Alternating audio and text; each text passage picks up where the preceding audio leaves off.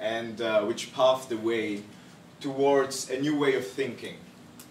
And that's also why today we're gonna present our policy package, but what we actually want is much more. We have a vision, which is a vision of a more sustainable world where people, as I already mentioned, change the way they behave and interact with this planet, because we only have one planet.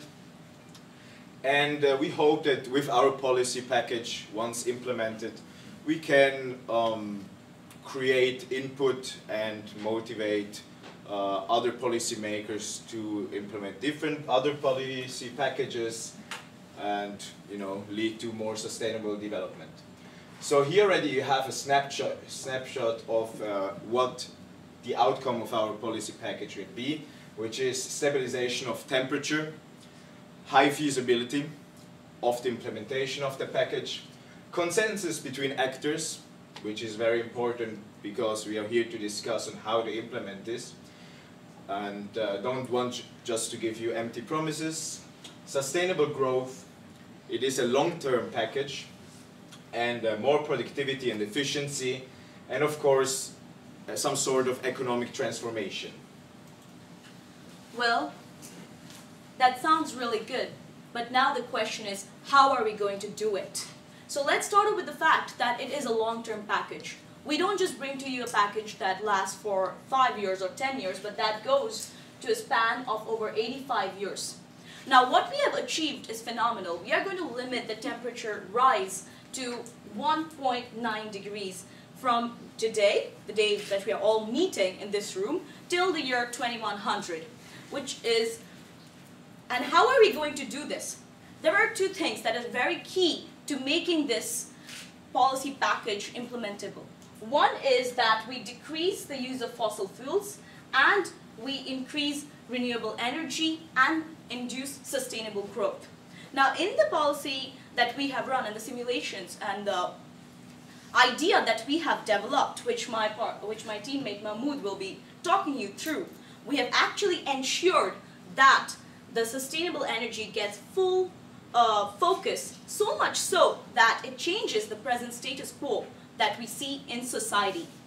Also, what is excellent about the package that we have devised is that it has a feasibility of 8.5, which means that all sectors all across the world and belonging to the G20 countries agree that this is feasible and they can be a part of it and achieve it politically and also domestically and internationally. And this is also going to be achieved through a very good relation between tax and GDP, which will also be dealt on later on in the slides, making sure that the growth is sustainable in the time duration that we are talking about. Now I'm going to hand the floor over. So when we go through the model and what type of pricing are we looking at, the key aspect here is that there needs to be a price for the emissions which are causing global warming and the rise in the temperature. And the price that we agreed upon across sectors, we put a price tag of $100 US per ton of CO2 emitted. But then also we have a breakdown here of tax, especially for coal and oil, as they are the most fossil fuels that give out CO2 emissions. But then, and where is this money going? We take the money also to subsidize the transformation. We talk about economic transformation, so we need to encourage the growth of renewable energy, nuclear energy, and also the growth of new technologies, shifting the economy into a whole new direction, and one that is based on renewable energy, and also we need to also give space for growth for the new different technologies that will shape what the new economic model of the future. And also a key aspect here is about land use and forestry, where we will also be reducing them down to 50%. So this is the outcome of our last run. We can see here this is business as usual and where the world will be if everything stays the way it is. And this is a different world that is possible. If we implement this policy package, if every sector pulls their weight, we can actually reach the goal that we all want as countries, as stakeholders on the planet. Is it possible, or are we just dreaming? When we went through, we did our research and we wrote a lot of countries are already doing that. There are different forms of carbon taxes that are implemented in different countries in different forms. So it's not something new, it's not something that's advised, but it's just out there. It needs to be structured in a consensus manner between the different countries, and everybody needs to pull the weight equally. We've seen how the debate has been going in all the different COPs. So it does exist. And does it help the economy? Yes. We've traced here several countries, and you can see how the connection between a carbon tax and also economic growth, it is possible, and it will be. It's not just a tax that is going to limit economic growth of the world. And when it comes to does a carbon tax really impact and cut emissions? With the same 4 countries, we've seen that it is successful in limiting emissions in different countries that have implemented that. So imagine if we take this and roll it out worldwide in all different countries and with the different commitment of the different stakeholders. So feasibility. Why is it so feasible? And the feasibility is the strength of this package. And it's because we have a perfect balance between the key sectors, stakeholder contentment. And as you can see, all stakeholders are quite content, all stakeholders are quite content with this package. We only have the agriculture and land use sector, which could potentially be against the implementation of this public policy package. And in order to tackle this down, we have developed some measures. So, I'm going to finally talk about the stakeholders, the strengths, and the opportunities. One of the things that we have to realize, the strength of this package, is the fact that we are going to introduce a carbon tax that will, in the long run, actually cause benefits to the economy. And the next thing is that not only will it cause benefits to the economy, but it will cause a benefit to the economy while causing the control for temperature, while causing a sustainable mechanism for the world to move forward on. And also the fact is that the opportunities is not what, the way we are looking at the project is the fact that, as you saw, the agriculture and the land use, the contentment was quite low, but that is an opportunity. The fact is that with the survey that and the research that we have done, we saw that the things that are still unaccounted for can be worked on in the time that we have after the package is on its way, to make sure that these facets are incorporated in the work that we do. And actually, over the span of 85 years that we're talking about, we give them the benefits and the equal benefits that all the other sectors have been sharing. So we are keeping each and every sector in mind while we are talking about this project. Finally, our stakeholders as to who has a key role to play. So the opportunities are the ones who were not as content as the others. But the other thing is that the fossil fuel industry, without their consent and support, we can never move forward. And we have achieved that in this present plan and package, which is a significant step forward for the industry that we are talking about and for each and every one of our countries. Finally, I would like to move on. Finally, I would like to talk about the implementation timeline. As we all well know, that it is the final product would be achieved in the year 2100, but the breakthrough years are between today and in the year 2020. So finally, I would bring the presentation to a close by reiterating what we have told you in the course of this presentation. One is that we will have a sustainable growth in the next 85 years. Secondly, we will have a carbon tax. And thirdly, we will shift the focus from fossil fuels to sustainable and renewable energy with the collaboration of the fossil fuel industry so that we incorporate all the sectors that are present and are a part of this package. Thank you very much.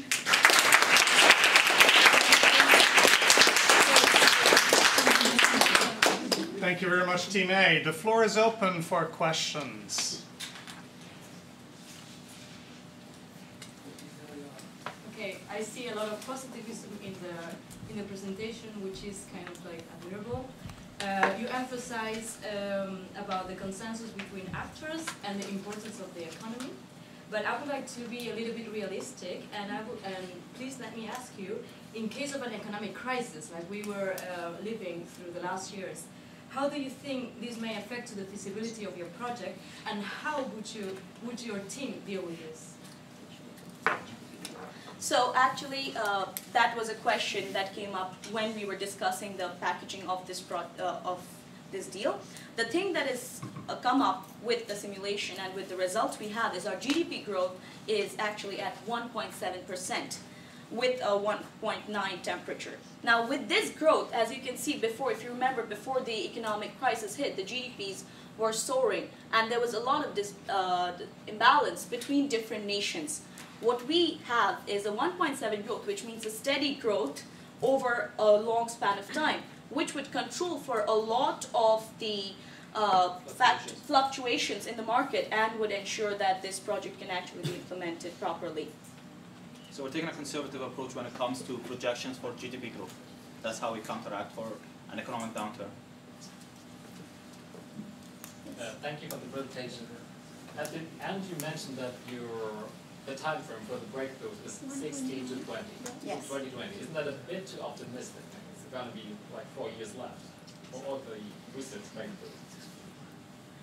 Well, when we consider the various possibilities we have at hand and the infrastructural level of the different sectors that we are looking at, it was actually found feasible to have the breakthroughs between 2016 and 2020. Now, with the breakthrough, of course, the years differ for the various industries, but especially it's more significant for the sustainable energy sector because of the tax allocation that we have shifted from fossil fuels to sustainable energy. It is actually being made possible that this sector can have the infrastructural level of development to make the breakthrough feasible by 2020. And then this question is a question of maturity of technologies when it comes to energy production, electricity production. So, if you remove, the fossil industry is heavily subsidized, and we've seen the stats that came out. And actually today already, wind energy and solar energy are competitive when you remove the subsidies that are going to fossil. So imagine if these subsidies are also directed to renewable energy sources. So not only will be competitive, they would actually make a lot more sense than having an economy based on run by fossil fuel. We have time for one more question. Okay. First of all, very nice presentation. But I just want to ask that what kind of methodologies you're going to use for, you talk about cooperation, you talk about doing some, applying some sustainable technologies, but I was missing some part of how are you going to do, well, what would be the methodologies you will adapt to reach your goal? So it's a bit of a, let's say it's a broad question. So I decide I'll use an example to simplify things. The implementation of each technology depends on each country, right? And which renewable energy source would be more suitable to their local reality. Example: Egypt is on the solar belt, so and also North Africa. So it makes a lot of sense that we really push solar energy there. And then when it comes to countries like Denmark and Western Europe, when it comes to onshore and offshore wind turbines, that's where you roll that out. Or we've seen the examples already as we speak today. We've seen it with the London array, we've seen it in Denmark, we've seen all the offshore turbines. And actually, even countries like China today, they are the #1 country when it comes to investment in renewable energy in the year, just in the past year.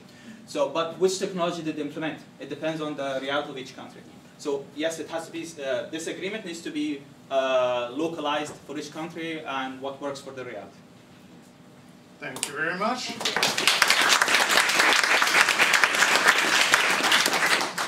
Thank you, Team A, as a whole team. Now we have a tiny 5-minute break, which you can use and you should use to fill in your grading rubric if you're Team B, and the same, of course, for our judges. And we can use these 5 minutes for the presenters for Team B. If you're already done with your rubric, you can come up front and we can set you up.